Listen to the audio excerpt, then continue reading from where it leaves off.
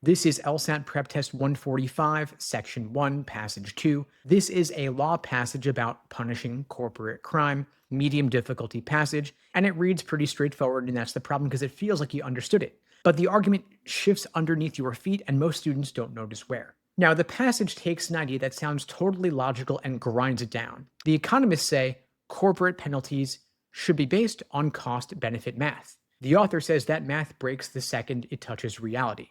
Now, paragraph 1 is the economist's pitch. You want to read this at a normal speed, but read it with suspicion. They lay out a pretty clean formula. The penalty should exceed the profit the company made from the crime. And you get a nice example here. Corporation makes $6 million selling something dangerous. So, fine it $7 million. Done, justice served. Sounds smart, sounds fair, and the author wants you to feel the pull of that logic. But this paragraph is just bait.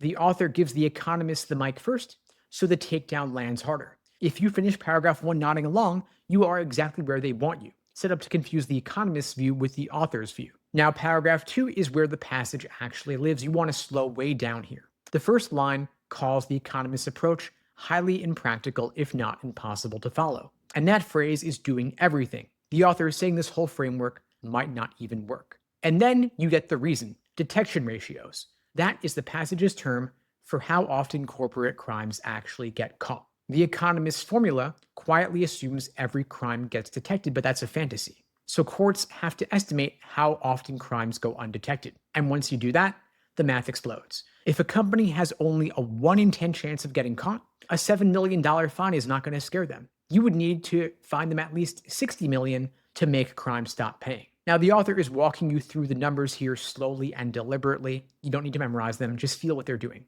They're showing you that the economist's clean little formula turns absurd the moment you add one real-world variable. And that escalation is the focus of the entire passage. One missing input, detection rates, and the entire model collapses. Then paragraph 3 finishes the job. You want to speed up here. The heavy lifting is done. The author drops in a real number. Recent studies put detection rates at around 10%. So this is no longer a hypothetical. And at 10%, the penalties you would need under the economist model would bankrupt companies and throw thousands out of work. So the cost-benefit approach taken seriously destroys the thing it's trying to regulate. Then, right at the end, the author offers the fix. The passage calls it the assignment of moral weight to particular crimes.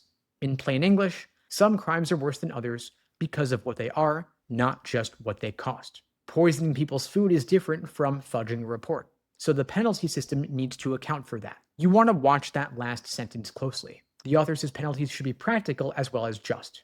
Both. That tells you the author is not throwing out cost-benefit entirely. The author is saying it's not enough by itself.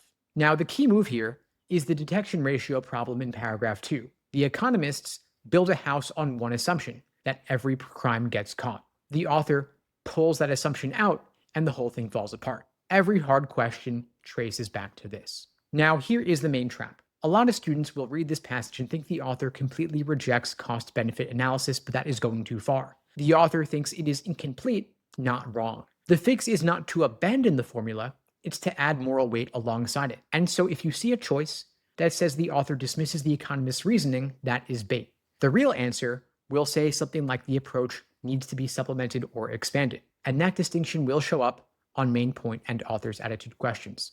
Now, before you get to the questions, you want to check yourself on 3 things. First, why does the author let the economists make such a clean case in paragraph 1 if the whole point is to undermine it? Second, what single real-world factor breaks the cost-benefit formula? And third, what does the author want added to the system, and why does that last sentence matter?